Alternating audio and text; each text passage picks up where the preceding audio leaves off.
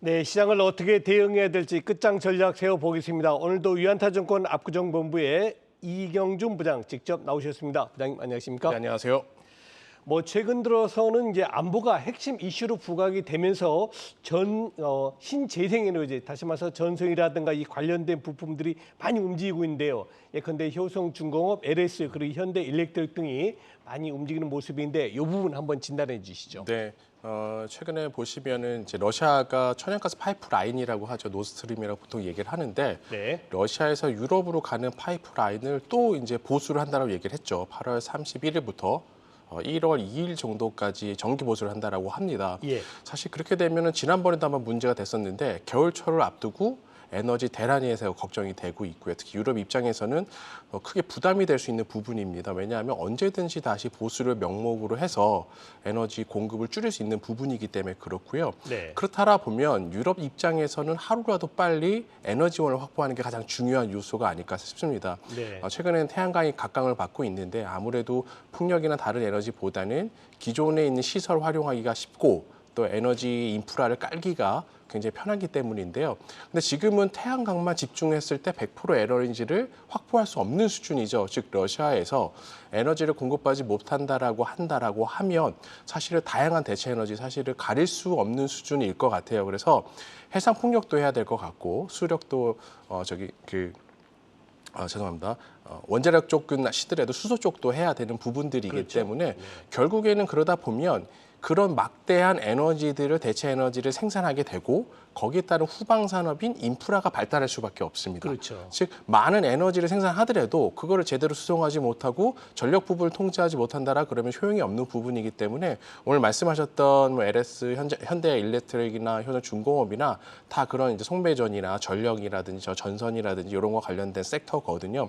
그렇기 때문에 결국은 러시아로부터 하루빨리 에너지를 자립하기 위한 정책적인 지원은 계속될 수밖에 없고 관련해서 인프라 투자도 장기적이긴 하지만 지원될 수밖에 없기 때문에 지금 시간 제가 계속 말씀드립니다면 대체 에너지 쪽은 주도 섹터다라고 말씀을 드리는데 예. 이것도 마찬가지일 것 같아요. 주도 섹터로 보셔야 되고요. 그렇기 때문에 매매법은 사실 일정 비중은 가져가셔야 되고 이격이 단기 이평선 혹은 21선과 벌어졌을 때는 일부분 줄이셨다가 다시 이격이 좁혀지면 늘린다는 형태로 당분간은 대체 에너지 섹터와 함께 같이 보셔서 이끌어 가셔야 되는 섹터가 아닌가 생각이 되어집니다. 네, 그렇군요. 네, 최근 들어서 인터넷 시대입니다. 말 그대로 종이 사용량이 많이 줄어든 건 사실입니다. 그러나 종이업 세상 상상이 되십니까? 네, 종이에 올려주시는 펄프 가격 최근 들어 급등세 보이고 있다 그래요. 톤당 $1,000를 넘어섰다는 상황이 도래하고 있는데 이 부분도 한번 관련주 어떤 것인지 짚어주시죠. 네, 한 4년 만에 1,000불 다시 넘어선 것 같고요. 예. 7월에 한 1,010불, 지금 미국 남부 기준으로 했을 때 지금 8월 초에 1,030불이 넘어선 것 같습니다. 사실 현재까지는 수요의 급증보다는 공급단의 문제들이 더 많았죠. 예를 들어서 유가도 올랐었고 인건비도 올랐었고 또 기계류 장치들도 전부 다 올랐었기 때문에 그런 부분에서 가격이 계속적으로 상승이 되어질 것 같은데 다만 지금부터는 수요 단에서의 증가가 있을 수 있을 것 같아요. 예. 재택근무를 이제는 많이 안 하시죠. 저도 나와서 근무합니다만 그러다 네. 보면 종이의 사용량이 늘어날 수밖에 없고요. 특히 이제 4분기가 되면 연말 쇼핑 시즌을 앞두고 쇼핑백이라든지 또 이제 그 교과서라든지 이런 것들도 늘어날 수 있고 또 금융권에서는 달력 같은 것들 많이 제작을 하죠. 그러니까 그러다 보니까 수요 단에서도 증가가 될 수 있어서 자칫하면 조금 더 길어질 수 있지 않을까 생각이 되어지고요. 현재 1월부터 지금 8월까지 계속적으로 상승하고 있는데 그 섹터 내에서 1위 업체인 한솔재지랑 이제 2위 업체인 무림페이퍼가 1월에 한 7%, 그다음에 지난 5월에 한 15% 정도 가격 인상을 했는데 이런 추세라면 10월 정도에 다시 한번 가격을 인상할 수 있지 않을까라는 기대감도 있을 것 같아요. 그래서 전체 섹터에서 1위를 하고 있는 한솔재지 섹터는 기본적으로 좀 보유 관점에서 생각을 하고 있고요. 나머지 섹터들은 아무래도 트레이딩 관점으로 접근해야 되면 시가총액이 큰 종목들보다는 네. 1,000억 이하의 무림 SP나 신풍재질 같은 종목으로 트레이딩 관점에서 접근하시면 좋을 것 같다는 생각이 되어집니다. 네, 그렇군요. 자, 우리 시청자 여러분, 최근 들어서 500년 만에 처음으로 황하의 강물이 말라서 명청시대에 불상이 보이고 또 체코의 다뉴브강에서는 스톤헨지가 드러나는 그런 이변 현상이 나오고 있습니다. 특히 유럽은 500년 만에 최악의 가뭄을 맞이해가지고 우리 증시에서도 물 ETF라든가 태양광이라든가 이런 여러 가지 수혜주가 거론되고 있는데요. 이 부분도 한번 진단해 주시죠. 네, 최근에 뭐 가뭄이라는 현상들이 워낙 유럽 쪽에 많다 보니까 라인강 수위가 배가 이제 들어오기 위해서는 일정 수준 위에 그렇죠. 있어야 되는데 내려가다 보니까 관련해서 라인강 옆에 있었던 이제 공업단지라든지 산업단지들이 물건을 만들더라도 잘 결국 수송을 못하는 사태가 발생이 된 거죠. 전에도 한번 배 한 척이 수에즈운하나 이런 데 껴버리게 되면 문제가 된 것처럼 예. 같은 관점입니다. 그런데 지속적일 수 있냐 없냐가 사실 판단하는 데 있어서는 가장 중요한 요소일 것 같아요.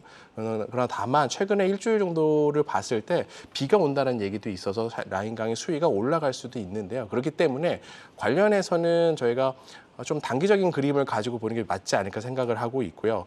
관련해서 2개 정도 종목을 말씀을 드리면 산화방지제를 하는 이제 송원산업 같은 경우나 네. TDIR을 생산하게 되는 휴켄스 같은 경우가 가장 대표적인 수혜주가 아닐까 생각이 되어지는데 물 관련 ETF도 그렇고 사실은 추정할 수가 없죠. 기후라는 건 그렇죠. 우리가 예측할 수 없는 부분이기 때문에 사실은 07년, 08년에도 물 관련 ETF들이 단기적으로 떴었다가 다시 이제 줄이는 모습을 보였기 때문에 물 관련 ETF나 방금 말씀드렸던 이 화학 관련 업체들은 수위가 올라가게 되면 언제든지 공급이 다시 늘어날 수 있기 때문에 해소될 수 있는 요소거든요. 그리고 기후 예측은 어렵습니다. 그렇기 때문에 뭔가 아까 사전에 말씀드린 것처럼 대체에너지 같은 섹터들처럼 포트폴리오 관점에서 가져가시는 건 아닌 것 같고요. 철저하게 차트와 현재 상황과 이런 날씨들을 감안해서 트레이딩 관점에서 좀 접근하시는 게 맞지 않을까 개인적으로 생각하고 있습니다. 네, 그렇군요. 자, 최근 들어 우리 코스닥 시장에서 시총 변화가 있었습니다. 셀트리온 헬스케어 말 그대로 오랜만에 시총 1위로 등극이 됐는데요. 상반기에 힘없이 움직이던 바이오주가 최근 들어 조금 다른 모습 보이고 있습니다. 2차 전지 관련주를 제치고 1위까지 올랐는데요. 과연 하반기도 주도주로 부각이 가능할지 한번 이 부분도 진단해 주시죠. 네, 그 결론부터 말씀을 드리면 가능하다라는 생각을 하고 있어요. 다만 네. 시점에서는 조금 이견은 있는 것 같습니다.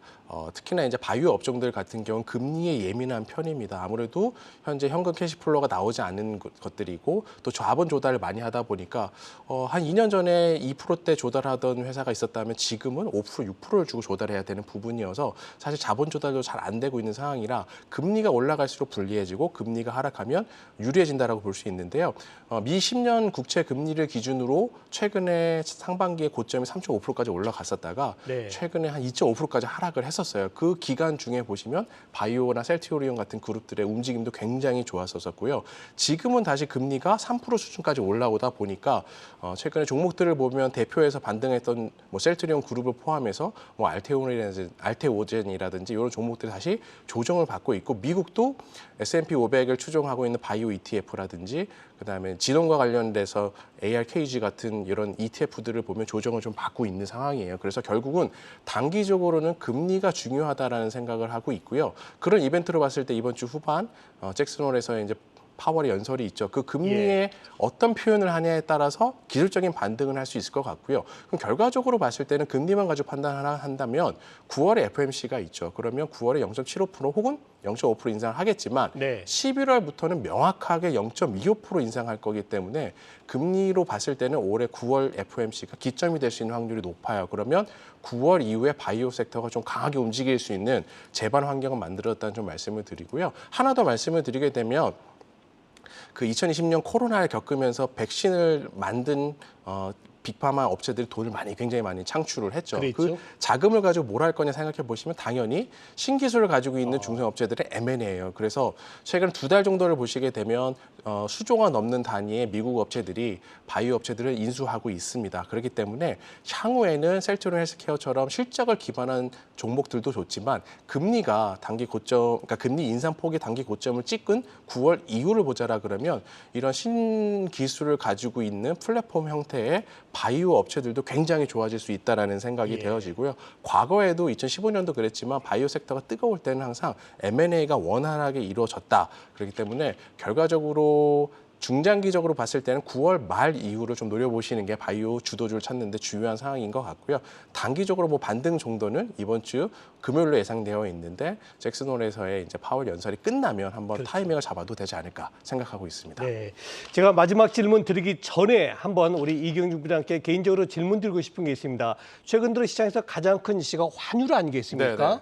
물론 뭐 일각에서는 원화가 약한 게 아니고 달러가 강한 것이다. 그럼에도 불구하고 또 오늘 아침에 대통령께서도 언급이 있었음에도 불구하고 오전장 잠깐 내려갔다가 지금 또다시 3원 50전이 올라서 1,340원대 있습니다. 아무래도 이렇게 원화 가치가 불안해지면 우리 주식시장에는 안 좋은 영향 줄 것 그렇죠. 같은데요. 네, 네. 질문은 두 가지입니다. 1번, 자 이런 현상 어디까지 우리가 마음의 준비 가져야 되며 2번, 이럴 때는 어떤 업종이 그래도 덜 피해를 봅니다 하는 부분 진단 부탁드립니다. 네, 일단은 환율의 고점에 대해서 언제일까라고 했을 때 제가 단기적으로 생각하는 부분은 조금 전에 답이 나왔던 것 같아요. 결국은 지금은 유로화나 원화나 중국 위안화의 강세를 논하기는 경제 상황도 그렇고 여러 가지 지표들로 봤을 때 어려운 상황입니다. 그러면 결국 환율이라는 건 상대 관계죠. 그러면 미국이 달러가 약세로 갈 수 있는 시점 혹은 달러의 강세가 완만해질 수 있는 시점이 언젠가로 보게 되면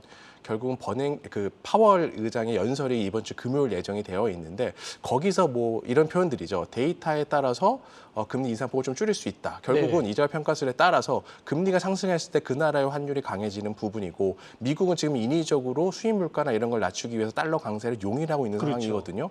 그렇기 때문에 파월 의장의 연설이 중요하고 단기적인 이벤트는 그때가 이제 피크가 될 수 있기 때문에 그 이후에 조금 쉬어갈 수 있는 여력이 생길 거라는 생각이 되어지고요. 사실 지금은 IMF와 서브프라임 금융위기를 제외하고선 가장 높은 수준이기 때문에 어디가 고점이 될 수 있을지는 결국은 알 수 없고 미국의 정책이 바뀌어야만 가능한 상황입니다. 그래서 철저하게 미국 정책 발언자들의 입을 보고 좀 표현하시면 좋을 것 같고요.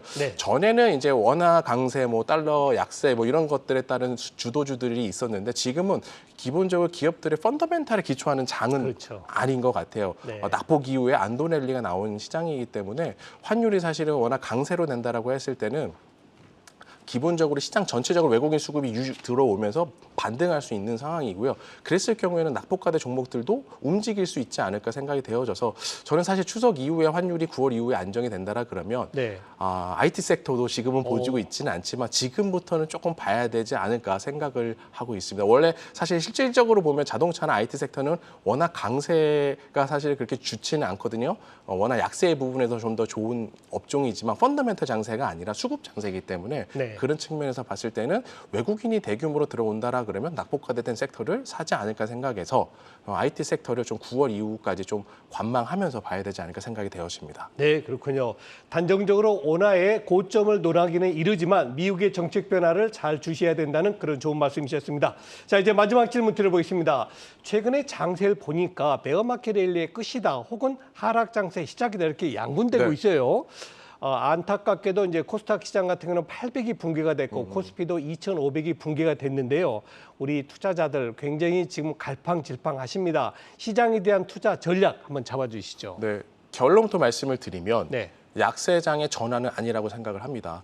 약세장이라는 거는 새로운 악재 이런 것들이 나와서 시장에 충격을 줬을 때 나오는 것들인데 사실 전저점 7월 초에 한국은 저점이고 미국 같은 경우는 조금 더 빨랐죠. 6월 중순 하순인데 지금 나와 있는 악재 시장이 변곡점으로 들어선 거는 유럽에서의 물가 지표 발표랑 천연가스가 3일간 17% 급등하면서 에너지에 관련된 문제가 생겨서 결국 유로존이 경기 둔화가 되면 중국도 둔화되고 아시아도 둔화될 수 있다는 부분이었고요. 반대로 말하면 미국 시장이 어렵냐라고 했을 때는 실업률도 괜찮고 그 소매 판매나 소비 지표들도 나쁘지 않습니다. 거기다가 그 휘발유 재고 같은 경우는 이제 갤런당 이제 5달러에서 4달러 이하로 내려왔죠. 그러니까 에너지 부분도 잡히고 있고 인플레도 피크할 수 있는 시그널들이 여러 가지 잡혔기 때문에 글로벌하게 상반기 시장이 안 좋았을 때는 미국도 굉장히 러시아 우크라이나 공급망 이슈랑 여러 가지 경기 침체 우려가 있었는데 지금은 미국에 대해서 경기 침체를 논하시는 분들은 없을 것 같아요. 즉 시장에 주도 나라가 있고 주도 국가가 살아있고 주도 섹터가 살아있다라면 시장은 무너지지 않는다 생각하기 때문에 다시 약세장으로 전환은 아니라고 생각하고 있고요. 그럼 안도랠리는 끝났냐라고 했을 때 단기적으로 마무리된 게 맞는 것 같습니다. 이유는 우리나라뿐만 아니라 인도라든지 브라질이라든지 최근에 아시아 이머징 쪽에서 강한 나라들도 이틀 전부터 음봉이 나오고 있고요. 미국 기준에서 보시면 정확하게 기술적인 상단에 탁 들어맞았어요. 다우나 S&P 지수는 200일선이 조정이 되었고요.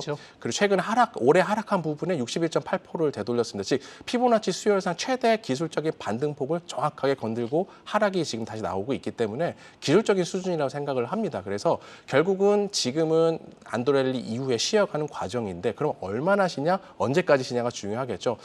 두 가지를 제시해 드립니다. 아까 처음에도 계속 말씀드리지만 환율을 놓고 봤을 때는 이번 주 말 파월의 연설이 굉장히 중요한 포인트가 될 것 같고요. 예. 그다음에 천연가스라는 악재를 가지고 봤을 때는 8월 31일부터 9월 2일까지 있을 정기 보수 이후에 다시 러시아가 가스를 재개하느냐, 그 두 가지가 사실 가장 중요한 이벤트일 것 같아서 그때까지 가격 조정이 갈지 기간 조정이 갈지는 조금 더 지켜봐야겠지만 매수를 한다라고 한다면 그 두 번의 시점에 나눠서 한번 매수 포인트를 잡는 것도 개인적인 생각이 아닐까. 즉 시장이 전저점을 깨지 않는 가정에서 이번에 얼마큼 싸게 사냐가 중요할 것 같고요. 그랬을 때 제시해드린 그 두 번의 시점에 분할 매수 관점을 하시는 것을 유효하다고 생각하고 있습니다. 네, 그렇군요. 좋은 말씀 많이 주셨습니다만 제 귀에는 정확히 기억나는 것이 약세장의 출발은 아니다 하는 말씀하고 이번에 조정 기회를 좋은 저가 매수기로 잡으시는 게 좋겠다는 말씀이셨습니다. 네, 맞습니다. 지금까지 유한타증권 압구정본부의 이경준 부장이셨습니다. 부장님 감사합니다. 네, 감사합니다.